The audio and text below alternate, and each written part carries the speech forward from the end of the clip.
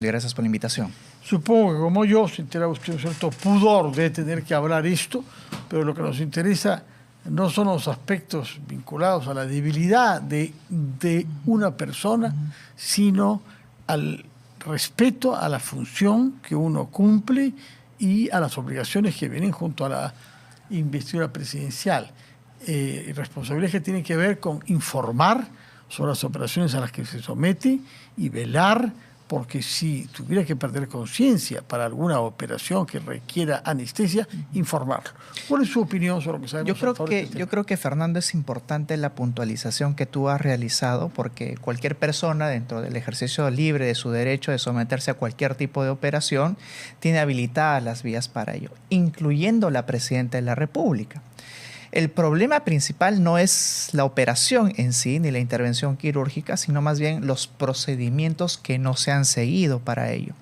La presidenta, al someterse a un procedimiento quirúrgico de esta naturaleza, debió de informar al presidente del Congreso de la República, porque imagínate tú, Fernando, y Dios no quiera, que en esas 2 horas de intervención, que ahora se han especificado que más o menos es el tiempo que duró, hubiera surgido una catástrofe nacional. ¿Quién hubiera finalmente tomado la decisión de Estado de, digamos, controlar esta catástrofe nacional? El Congreso de la República no hubiera podido hacerlo a raíz de que no recibió nunca ninguna información de esa naturaleza y que la presidenta simplemente no estaba en el ejercicio de sus funciones. Eso por un lado para delimitar la operación versus el procedimiento que debió seguirse. Pero el problema es de que ahora están saliendo nuevas informaciones, ¿no? No solamente fue una intervención supuestamente de necesidad quirúrgica que tuvo la Presidenta de la República, sino que más bien al parecer fue una intervención estética. Una intervención estética que no informó al Congreso de la República, pero que conllevó, por ejemplo, al hurto de las historias clínicas que poseía en su oportunidad la clínica, que configuraría, Fernando, un acto de obstrucción a la justicia, porque precisamente la Fiscalía en todo momento trató de obtener esas historias clínicas, más allá del secreto no que informen, pero nadie puede sustraer las pruebas que la Fiscalía intenta obtener. Eso por un lado. Pero lo más grave de todo, Fernando, es de que a raíz de esta operación, y eso lo sugieren ya ahora los documentos, incluso que la Fiscalía tiene en su poder, se habrían intercambiado favores para la instrumentalización del aparato estatal para incorporar personas en la función pública. Es decir, la Presidenta de la República se somete a una operación y luego el médico, que precisamente es el tratante de esa operación, sugiere a personas que deban ocupar la administración pública. Eso, en términos jurídico-penales, Fernando, constituye el delito de cohecho, coloquialmente conocido como soborno, es decir, intercambio de favores. Por un lado, la Presidenta de la República, que tiene el dominio del aparato estatal, y por otro lado un particular que intenta favorecerse precisamente esa tensión con la Presidenta de la República. Todos estos datos se obtienen a través de qué fuentes y qué valor tienen.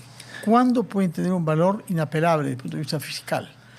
Recordemos de que esta investigación ya tiene un tiempo atrás, que en principio la presidenta no quiso aportar la información a pesar de que la Fiscalía se lo había solicitado. La clínica tampoco, porque es cierto de que informa un derecho al secreto precisamente de las atenciones médicas, pero vemos de que el día de hoy ya se han obtenido estas informaciones a raíz de lo que se sugiere dentro de la prensa, que es el sometimiento a un procedimiento de colaboración por parte no solamente de Cavani, sino de la clínica que trató a la Presidenta de la República.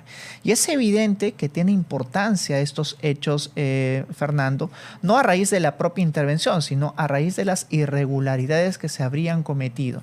Y eso es importante resaltarlo por los delitos que viene investigando la Fiscalía, porque ya no sería solamente, Fernando, un abandono del cargo de una magistratura, de la más alta magistratura que se ejerce en el Ejecutivo, que es precisamente la Presidencia de la República, sino además del delito de cohecho, que implicaría ampliar los hechos e incorporar también a nuevas personas que serían responsables de intermediar en la contratación de estas personas que habría sugerido Cavani en la administración pública. Entonces yo creo que está tomando ribetes mucho más complicados esta investigación para la Presidenta de la República. ¿Cuánto puede avanzar la investigación en el marco constitucional que es el nuestro?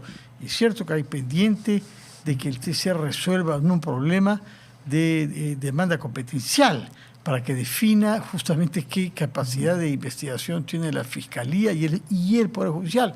Pero su opinión sobre el tema, ¿hasta cuánto puede avanzar esta investigación? La presidenta del Tribunal Constitucional ha declarado hace poco que esta demanda de conflicto competencial, que es el recurso que ha interpuesto el Poder Ejecutivo para que no se pueda investigar a un presidente en el ejercicio de sus funciones, va a ser resuelto aproximadamente en el mes de abril. Yo creo que el Ejecutivo está poniendo todos sus esfuerzos en que se resuelva a su favor antes de abril. Pero ¿hasta dónde puede llegar las investigaciones? Únicamente hasta la culminación de la etapa preliminar, porque una vez de que la Fiscalía llegue, por ejemplo, a la convicción de que en efecto aquí ha habido un abandono del cargo, y no solamente ello, sino que ha habido, por ejemplo, un delito de cohecho, tendría que formular su acusación ante el Congreso de la República.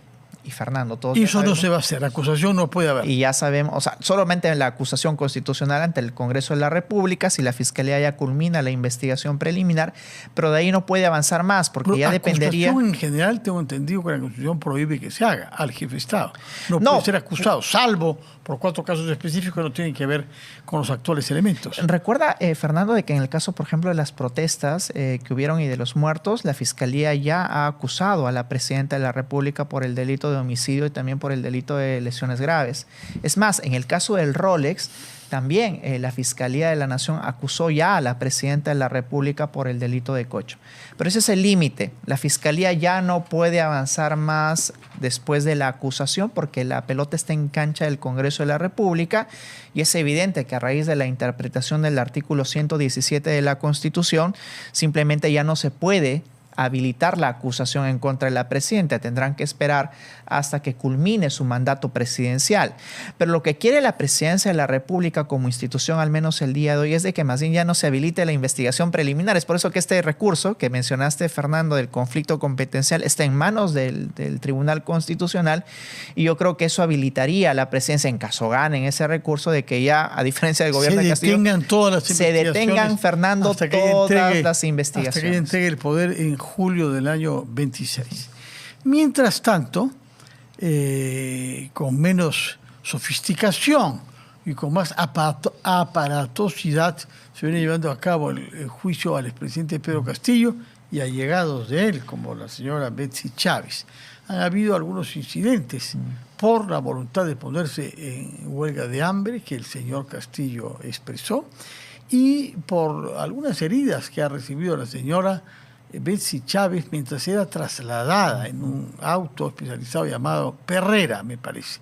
No sé si es exacto, que siempre se traslada es el término coloquial a los que reos se utiliza en un auto así, que no tiene ventanas y que puede plantear dificultades para la estabilidad y para la respiración de las personas que estén enmarrocadas. Es así, Fernando. Ese es el término que se usa, y lamentablemente el día de hoy, a pesar de tener los derechos fundamentales garantizados supuestamente por las instituciones del Estado, existen procedimientos de traslado de reos, digamos, de encierro propio de los mismos, que no necesariamente se condicen con este respeto a los derechos humanos. Y yo creo que el tribunal haría bien, Fernando, en garantizar los derechos de quienes están siendo enjuiciados, porque la decisión final que ellos tomen se legitimaría aún más si es que garantizan los derechos de los imputados. Estamos viendo el día de hoy que en este discurrir del juicio en contra del expresidente Castillo y también de Betsy Chávez, Aníbal Torres y otros, que la sala, desde mi perspectiva, está cometiendo ciertos errores que en adelante le va a costar la legitimidad de la decisión que tomen. Desde mi perspectiva, Fernando, sí ha habido ciertos elementos que apuntarían eventualmente a un delito de rebelión en grado de tentativa, pero, por ejemplo, la jueza Carvajal Chávez es una jueza que en recursos previos, Fernando, ya se ha pronunciado sobre el alcance del delito de rebelión, y ella ha señalado expresamente en alguna de esas resoluciones de que el delito de rebelión implica no necesariamente la utilización de armas. Entonces ya no hay nada que hacer, porque esa convicción que ella ha formado dentro de las decisiones que ha tomado necesariamente las va a plasmar dentro de una decisión de fondo. Yo creo que está pidiendo su inhibición justamente el reo, pero y yo creo que haría bien, opinión, ¿no? Y yo creo que haría bien al proceso, Fernando. Imagínate tú que se emite una sentencia condenatoria, estemos o no convencidos de los hechos, y que luego la defensa o en tribunales internacionales se cuestione que una jueza que precisamente ha participado de esta decisión ya haya tomado una decisión de los alcances del delito previamente al juicio, porque se supone que en el juicio los jueces, al menos 2 de ellos, están absolutamente descontaminados del proceso, y es la primera vez que tienen un acercamiento con los hechos y la valoración jurídica. Pero la jueza no, y es más, es la jueza que está llevando adelante todo el debate del juicio. Entonces yo creo que eso no aporta, más bien aporta a la estrategia de victimización. ¿Y por qué tenía del que expresidente adelantar Castillo su criterio sobre la definición de rebelión? ¿Qué es lo que ha pasado, Fernando? El problema es de que muchos de los jueces pues, rotan dentro de conformaciones de las salas especiales o salas supremas. Y han habido recursos que ha presentado en su oportunidad, antes de pasar a juicio oral, la defensa del expresidente Castillo, que han tenido que ser resueltos en última instancia por un tribunal de la Corte Suprema que en su oportunidad conformaba la jueza Chávez Carvajal. Y el problema es de que ella se ha aunado a una interpretación de los alcances del delito que luego, porque tenemos lamentablemente muy pocos jueces supremos titulares, Fernando, pues simplemente esta alta rotación de jueces ha hecho que a ella la designan ahora en un tribunal de enjuiciamiento, cuando eso no debió de hacer. Y yo creo que para garantizar una eventual sentencia condenatoria o una eventual sentencia absolutoria, también la Corte Suprema debería de guardar las formas, porque no solamente es una imparcialidad subjetiva, sino también objetiva, es decir, también demostrar la objetividad de cara a quienes legitiman las decisiones de los jueces, que somos todo el Estado. Muy bien, y a propósito de Betsy Chávez, el abogado que estuvo acá, León Noblecí, el día de ayer, afirmó que que lo que se ha hecho, lo que ha sucedido con ella, se puede definir como tortura. Y nos leyó incluso un artículo del ordenamiento legal para acreditar esta tesis. Sí. No es lo que dijo Betsy Chávez, ¿eh? Dijo Claro. que se había golpeado porque el auto estaba conducido con ligereza y rapidez. Sí, bueno, depende un poco de la perspectiva en la que se interpreta esta sucesión de hechos, pero yo creo que a diferencia de la radicalidad de la interpretación que le ha intentado atribuir el abogado de la imputada Betsy Chávez, yo creo que pudo haberse tratado de un accidente, pero eso no enerva la responsabilidad de los jueces del tribunal, Fernando, de garantizar un trato humanitario de todos aquellos que estén imputados en este juicio oral. Y no lo digo porque trate yo de deslegitimar a los jueces que conforman el tribunal, sino todo lo contrario, porque un trato respetuoso de los derechos humanos, respetuoso del derecho de defensa, legitimaría más una eventual sentencia condenatoria. Sin duda. Ahora, el abogado Noblecilla se refirió a dos puntos también. La señora Chávez cumple prisión preventiva en Chorrillos. Tiene que ser trasladada a Ate. Ya sabemos cómo es el tráfico en Lima. ¿Es esto lo usual o ella tiene derecho a solicitar que se la interne en Diroes? No. Que sepamos, era un recinto improvisado para jefes de Estado que purgan condena o prisión preventiva, ¿no? De hecho, que cuando inauguraron este tribunal en este establecimiento, que no es penitenciario, por cierto, se hizo hincapié en que era un tribunal delegado para el enjuiciamiento a ex jefes de Estado, Fernando, con lo cual no necesariamente Betsy Chávez tiene el privilegio de poder acceder a ello. Y es más usual de lo que uno cree el traslado siempre de reos. Antes de la pandemia, a veces las diligencias incluso se frustraban o las audiencias porque no se podía trasladar o logísticamente no se tenía la posibilidad de trasladar a un reo al tribunal en el cual era enjuiciado.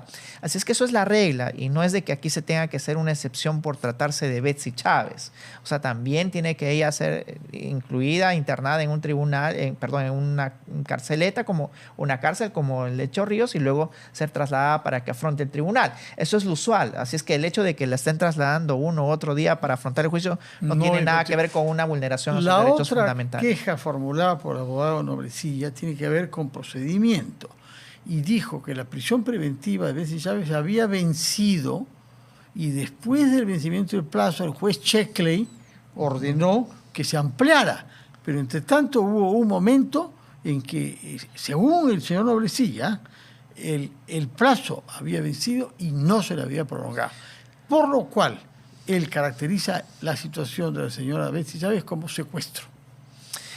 Y el problema es de que a estos jueces no le corresponde decir sobre ello, porque aquellos jueces que han decidido sobre la prisión preventiva es un juez supremo de investigación preparatoria, que en su oportunidad fue el juez Checkley, sí. Y luego la Sala Suprema Penal Especial. Así es que estos jueces son jueces de juzgamiento, claro, que no toman pero es decisiones Checkley al respecto. el que ordenó que se prolongara. Por supuesto, es el juez. Ahora, ya que hay una discusión, en efecto, Fernando, tal como tú señalas, de que los pedidos de prolongación de prisiones preventivas tienen que hacerse dentro del plazo. Antes de que vence. Antes de que vence el plazo. Lo han hecho Es decir, la Fiscalía sí realizó el pedido dentro del plazo. El problema es de que hasta que se decida, porque a veces la Fiscalía, imagínate, vence un día de hoy, un día viernes, e ingresan el pedido de ampliación a la medianoche, antes de que sea el día sábado, y naturalmente los jueces no pueden programar antes del vencimiento la audiencia. Y por tanto tendrían que programarla, por ejemplo, para el día lunes o martes. El hecho de programar la audiencia para esos días no significa de que esto sea ilegal, porque dentro de las prerrogativas que tiene un juez es las audiencias que se llevan adelante tienen que servir para decir inmediatamente el caso que se somete a su jurisdicción, incluyendo la prolongación de la prisión preventiva. Y además, así sea irregular, así asumamos esta perspectiva que tiene la defensa de Betsy Chávez, estos no son los jueces que deciden esta situación de la prisión preventiva, no, sino tendría que ser el juez de investigación preparatoria, con lo cual tendrían que reconducir ese pedido al juez competente, que sería el juez Checler. Muy bien. Hay otros temas penales pendientes en el espacio público que tienen que ver en particular con el ministro del Interior. Los hemos abordado ya en otras oportunidades. Yo preferiría contar con su presencia y los minutos que nos quedan para que nos hable sobre un voto que ha tenido lugar en el Pleno del Congreso respecto de la rectificación, cuando se ha hecho una afirmación falsa que atentaría contra derechos fundamentales como el honor, la buena reputación y la intimidad personal. ¿Qué dice nuestro marco normativo sobre eso? ¿Qué diferencia hay entre calumnia, difamación y qué aporta esta iniciativa de ley que ha sido aprobada por el Pleno del Congreso? Yo me concentraría en un tema muy práctico para responder a las preguntas que has planteado, Fernando. Ante la eventualidad de una difamación, es decir, de atribuir un delito que no se ha cometido, ya sea por parte de un periodista, un medio de comunicación o de cualquier persona, la persona afectada pues enviaba una carta de rectificación y el medio de comunicación pues evaluaba en qué momento rectificarse.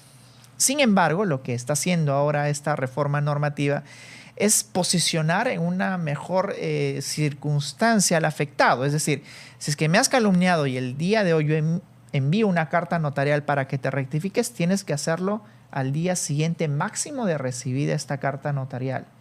Antes, pues, digamos, el medio de comunicación evaluaba si es que era falso o cierto lo que afirmaba el afectado. Puede tomar un cierto tiempo, ¿no? Claro, y puede tomar un cierto tiempo, pero ahora lo que hacen es simplemente decir que les dan 24 horas para que la rectificación sea publicada. Y no solo eso, sino que van mucho más allá, porque ya la rectificación no implicaría una rectificación en la forma y modo en la que se ha realizado esa afirmación supuestamente difamante o calumniante, sino que además tendría que hacerse durante 3 oportunidades. Tres oportunidades en 3 ocasiones. Si es que hoy día se emite una nota calumniando algo, pues tendría que ser en 3 programas, Fernando, en las que tengan que rectificarse por esa afirmación realizada. Entonces, yo creo que de alguna manera están tratando de encorsetar y de empoderar a quienes supuestamente son afectados por delitos de difamación y de calumnia, de cara a que, bueno, el periodista o la persona que realice esa afirmación tenga mucho más cuidado al momento de ejercer algo importante y que yo creo que se tenga que garantizar, que es la libertad de expresión, Fernando, ¿no? Si algo es falso, pues interpongan la denuncia, la querella eventualmente, pero no necesariamente ya desde el principio exigir para que estén atemorizados quienes ejercen el derecho a la libertad de expresión, de que podrían no solamente rectificarse al día siguiente, sino que además que lo tengan que hacer en múltiples programas, ¿no? Yo creo que el Congreso de la República, a raíz, Fernando, estamos hablando del 70% de congresistas que vienen siendo investigados, quieren empoderarse de alguna manera de cara a quienes ejercen libremente el derecho a la libertad de expresión. Esto cuando un periodista o cuando alguien que opina afirma algo falso. Pero ¿qué pasa cuando un invitado dice algo que no es exacto? Por ejemplo, en este caso usted. Si usted afirmara algo que es una contraverdad respecto de un proceso judicial en curso, por ejemplo, o sobre una persona, usted es una persona solamente discreta, así que sobre personas hablará poco, pero sobre procesos sí, y quizá alguien le puede decir, no, pero es falso lo que dice el señor Carrión. ¿Cuál es el marco normativo para...? En casos como estos correspondería la querella, es decir, la persona afectada por la afirmación que eventualmente yo he realizado, si ya me pones como ejemplo, Fernando, lejos de creer que es el caso de usted, pero en fin. Tendría que interponer una querella en mi contra y señalar de que, bueno, por los hechos difamantes, es decir, falsos, de haber atribuido eventualmente la comisión de un delito, pues yo tendría no solamente que cumplir algún tipo de pena, sino además imponerme la reparación civil como un resarcimiento al honor afectado o a la dignidad afectada, que se maneja de manera distinta a quienes ejercen la labor del periodismo. Es por eso que yo señalo, Fernando, de que más bien aquí trataría de un cierto halo de mordaza respecto a quienes tratan de ejercer libremente esta libertad de expresión. Ahora, ¿cuánto se diferencia el derecho al buen nombre, a la reputación y a la identidad personal? ¿Cuánto se diferencia para los ciudadanos comunes, que somos nosotros, y los que están investidos de una autoridad pública? Porque el problema es que los ciudadanos tenemos tendencia a formular críticas contra quienes nos gobiernan y a expresar desconfianzas y a hacer afirmaciones severas por todos los medios, incluidos los medios directos personales, cuando hay un encuentro entre población y la autoridad pública, ¿no?